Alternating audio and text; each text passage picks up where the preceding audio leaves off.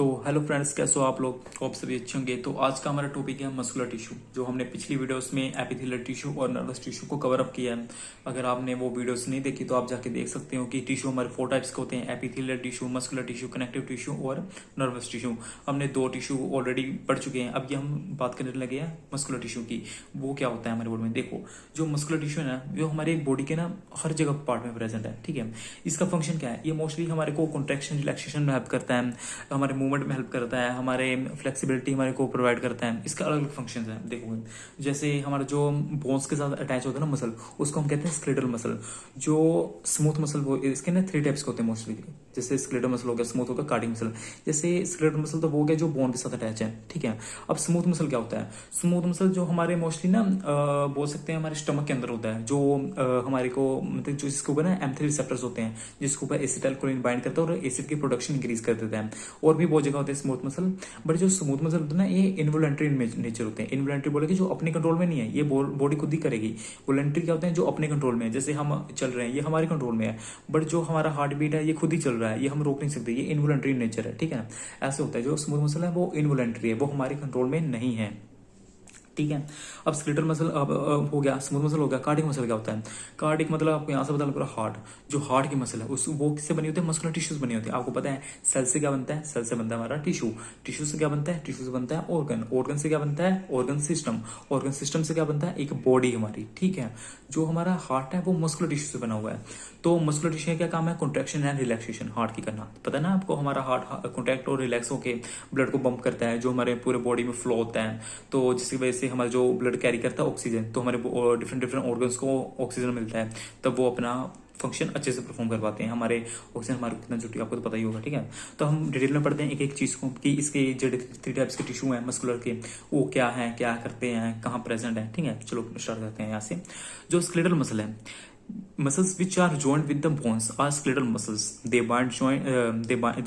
join bone to bone to form a whole body structure of body skeleton.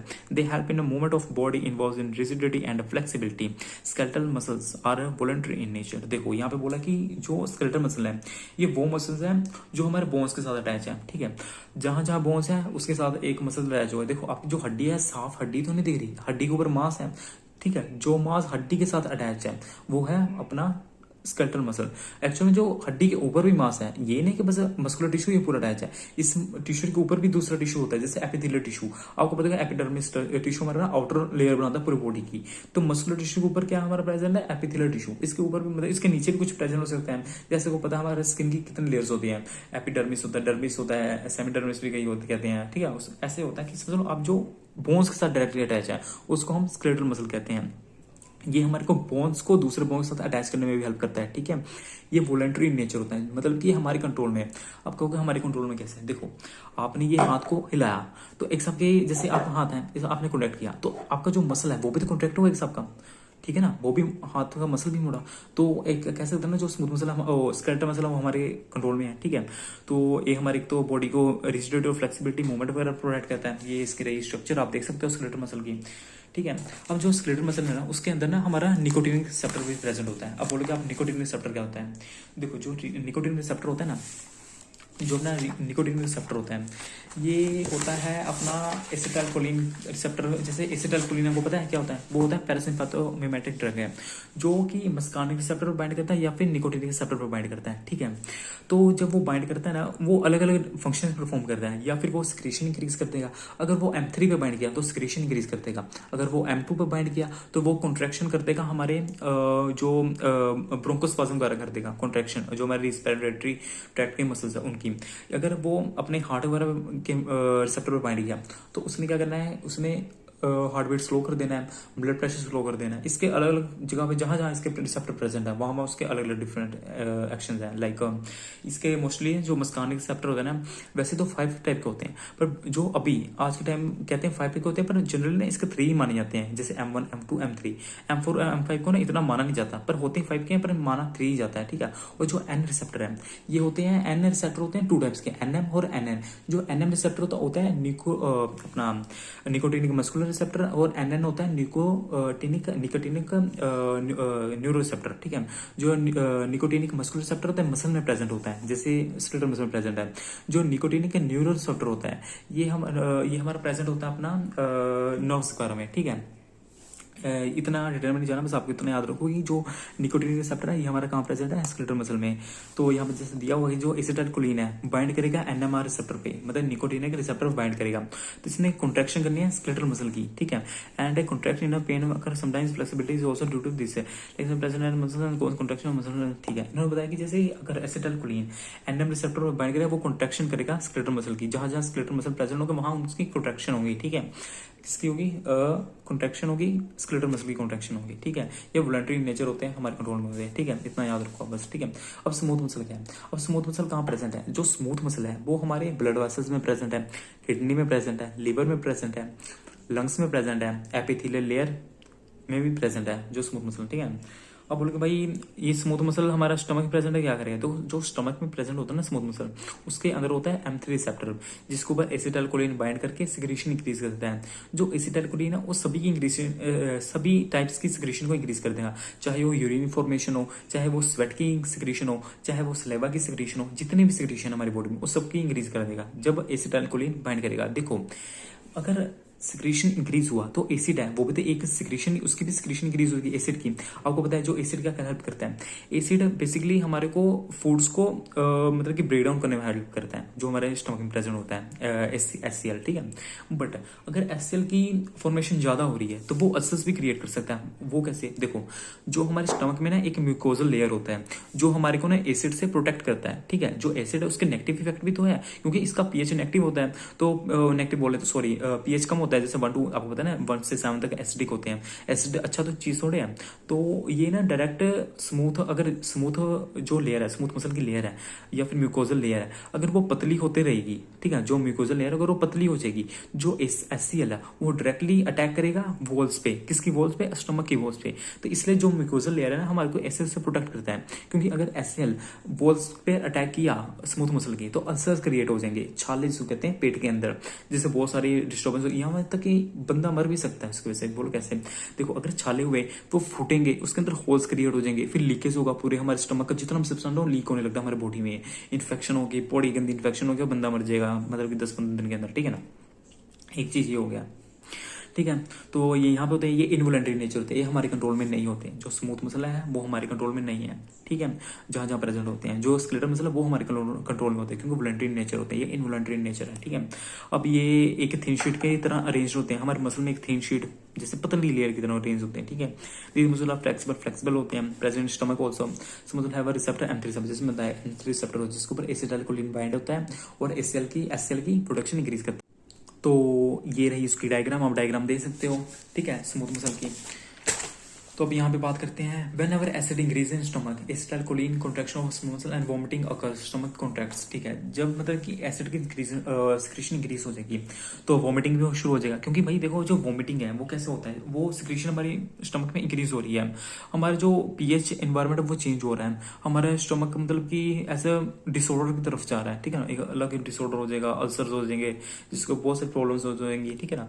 तो उसके case में क्या हमारा वॉमिटिंग शुरू हो जाएगा, हमारा मसल स्टमक मसल कंट्रैक्ट होगा। देखो जो एसिटाइलकोलिन है वो हार्ट बीट को स्लो करता है, ब्लड प्रेशर को स्लो करता है, बट वो कॉन्ट्रैक्शन जरूर करता है। जैसे जितने भी ब्रोंकोस्पाज्म मतलब क्या होता है, जो ब्रोंकियोल्स के मसल्स हैं उनकी स्पाज्म मतलब कि कॉन्ट्रैक्ट करना, ये कॉन्ट्रैक्शन के लिए रिस्पॉन्सिबल होता है एसिटाइलकोलिन।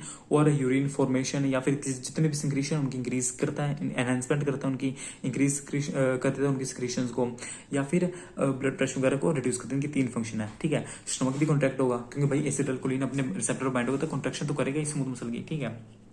अब क्या है, रिलीज ऑफ H प्रोटीन, यही जो मैंने आपको जो बात बताई ना कि वो H प्रोटॉन्स रिलीज करेगा, प्रोटॉन्स करते हैं। HCl किससे बना होता है, H+Cl से।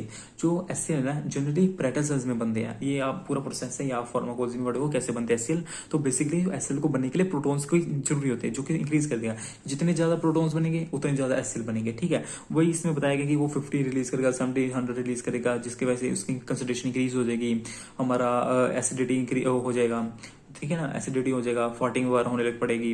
वही चीज बताया कि फर्स्ट इंक्रीज साइज, मतलब कि डायलेशन होने लग पड़ेगी, स्टमक की अल्सर्स वगैरह क्रिएट हो जाएंगे, वॉमिटिंग भी होगी, जितना ज्यादा एसिड बनेगा उतनी ज्यादा वॉमिटिंग भी होनी हो जाएगी, क्योंकि हमारी बॉडी में अगर हमारी बॉडी में कोई प्रॉब्लम होती है ना तो हमारी बॉडी रिएक्ट करती है उसके अगेंस्ट, ठीक है। तो वॉमिटिंग वगैरह हमारे साथ पहले सिम्टम है, जैसे आपको भी पता है, अगर बाई चांस 2-3 वॉमिटिंग होने लग पड़ती है तो आप डॉक्टर के पास दिखाते हो ना, पहली बार में चलो आपने डोमपेरिडोन ले लिया कि भाई वॉमिटिंग है, क्यों हुई, चलो एक टैबलेट ले लेते हैं सही हो जाएगा।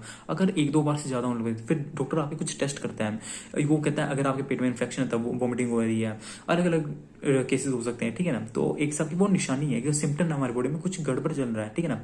तो एक से ये होगा कि अगर वो प्रोटॉन्स ज्यादा बनने पड़ेंगे तो एसिडिटी हो जाएगा, पीएच गोइंग 2-3, पता है जितना पीएच कम उतना ज्यादा एसिडिक इन नेचर, ठीक है। तो गैस बननी शुरू हो जाएगी, ठीक है। उसके बाद डायलेशन होगी हमारे स्टमक की, जिसकी वजह से क्या होगा कि M3 एक्टिवेट हो जाएगा, तो जितना उतना कॉन्ट्रैक्ट करेगा तो वॉमिटिंग वगैरह होगा। ये सब ये है जो बताया है, ठीक है। Blood vessel also have alpha one और receptor, it secretes adrenergic receptor. इतना डिटेल पढ़ना, आप इतना याद रखो कि जो स्मूथ मसल है ये इनवॉलंटरी नेचर होता है, कहाँ प्रेजेंट होता है, इसके ऊपर कौन सा रिसेप्टर प्रेजेंट होता है, कौन सा रिसेप्टर इसके ऊपर प्रेजेंट होता है। एसिटाइल बाइंड होगा तो क्या करेगा, अगर उसकी सिक्रीशन एसिल की इंक्रीज हो जाएगी तो एसिल क्रिएट करेगा, बस। उसके बाद एक आप ये बना सकते हो, एज ये बनाना है नहीं बनाना आप पे डिपेंड करता है, ठीक है, इतना इंपॉर्टेंट नहीं है बस। बट जो ये है ये जरूर बनाना है, जितने भी डायग्राम्स है, जितना डायग्राम बनाओगे उतना अच्छा आपका इंप्रेशन पड़ेगा, एग्जामिनर उतना अच्छा आपसे मतलब प्रसन्न हो जाएगा, ठीक है, अच्छे मार्क्स देगा आपको, ठीक है। और अब लास्ट में बात करते हैं कार्डिक मसल की। जैसे आपको पता है जो हार्ट है वो भी एक टिश्यू ही है ना, ठीक है ना, वो किससे बना है, कार्डिक मसल से बना है। देखा the word cardiac means heart, ठीक है। So can muscles are basically heart muscles and are involuntary nature, not in our control, ठीक है। अब आपको मैंने जैसे बताया जो वॉलंटरी होते हैं वो हमारे कंट्रोल में होते हैं, जो इनवॉलंटरी तो हमारे कंट्रोल में नहीं होते। तो जो कार्डिक मसल है वो भी इनवॉलंटरी नेचर है, इनवॉलंटरी नेचर है, ठीक है, मतलब वो हमारे कंट्रोल में नहीं है, ठीक है। जो कार्डिक मसल मैंने बताया आपको कि जैसे कार्डिक मसल है ना उसके लेयर्स होते हैं, एंडोकार्डियम, मायोकार्डियम, पेरिकार्डियम। जो एंडोकार्डियम है वो सबसे इनर वाली होती है, जो मायोकार्डियम होती है ना, जो मायोकार्डियम होती है ना वो बहुत इंपॉर्टेंट लेयर होती है, उसका सबसे महत्वपूर्ण फंक्शन होता है, वही रिस्पॉन्सिबल होती है कॉन्ट्रैक्शन के लिए। हमारे जो हार्ट में जो कॉन्ट्रैक्शन होते हैं ना वो मायोकार्डियम लेयर ही करती है एक्चुअल में। अगर आपने कभी सुना हो डिसीज या डिसऑर्डर आपने कभी सुना है जैसे मायोकार्डियल इंफेक्शन, उसमें क्या होता है कि जो हमारा मायोकार्डियम होता है ना, मायोकार्डियम लेयर, वो ना इतना मतलब कि कॉन्ट्रैक्ट नहीं कर पाती पूरे हार्ट को। अगर हमारा हार्ट पूरा कॉन्ट्रैक्ट नहीं होगा तो पूरा ब्लड सप्लाई नहीं होगा, क्योंकि हमारा हार्ट कॉन्ट्रैक्ट होगा तभी तो ब्लड पहुंचाएगा ब्लड वेसल्स में। अगर हार्ट कॉन्ट्रैक्ट ही नहीं कर हो रहा पूरे अच्छे से तो पूरा ब्लड नहीं पहुंचा रहा, और अगर हमारे टिश्यूज को ब्लड नहीं मिला तो आपको पता ही क्या होगा, ठीक है ना। ब्लड क्या कैरी करता है, ऑक्सीजन। अगर ऑक्सीजन नहीं मिला हमारे जो टिश्यूज है ऑर्गन फेलियर हो सकता है, बहुत सारे केसेज हैं, ठीक है ना। तो इतना याद रखो, जो हमारे कार्डियक मसल इसके 3 लेयर होते हैं, इसके हार्ट के 3 लेयर होते हैं। Pericardium made up of smooth muscle, वो स्मूथ मसल से बना होता है, कॉन्ट्रैक्शन होगा आपको बताइए, ठीक है। आउटर लेयर भी कहते हैं। जो एंडोकार्डियम है सेंट्रल रीजन ऑफ हार्ट है, ठीक है। मायोकार्डियम आउटर मोस्ट लेयर है, made up of skeletal muscle से बना हुआ है। तो यही था ये इस कार्डिक मसल की डायग्राम है। तो अब हम नेक्स्ट टॉपिक में बात करेंगे कनेक्टिव टिश्यू की, जो हमारा लास्ट टॉपिक है, ठीक है। इतना आपको समझ लग गया, जो स्केलेटल मसल है वो वॉलंटरी है, वो हमारे कंट्रोल में। जो स्मूथ मसल है वो इनवॉलंटरी है, वो हमारे कंट्रोल में नहीं है। जो कार्डिक मसल है वो भी इनवॉलंटरी है, वो भी हमारे कंट्रोल में नहीं है। जो स्केलेटल मसल है वो कहाँ प्रेजेंट होता है, जो हमारे बोन्स के साथ अटैच होते हैं, ठीक है। जो स्मूथ मसल है वो कहाँ होते हैं, मोस्टली हमारे स्टमक में, लंग्स वगैरह में प्रेजेंट होते हैं। जो कार्डिक मसल है नाम से बदल गया भाई, हार्ट में प्रेजेंट है, ठीक है।